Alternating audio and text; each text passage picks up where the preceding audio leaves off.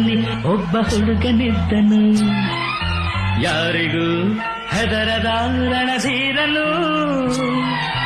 ರಾವಣನಂಥವನೊಬ್ಬ ಅವನ ಸಾಕುತ್ತಿದ್ದನು. ಕಾರಣ ಹುಡುಗನು ಅನಾಥನು.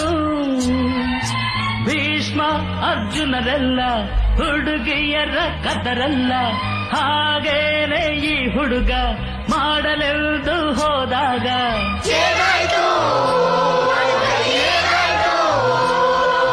ಪ್ರೀತಿಯ ಕಡಲಲ್ಲಿ ಬಿದ್ದನೋ.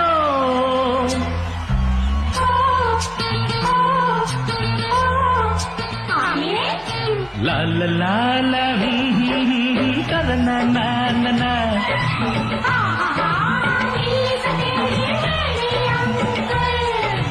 ಆ ಪ್ರೀತಿಯ ಕಡಲಿನ ಬಳಿಗೆ ಎಲ್ಲರೂ ಹೋಗೋಣ.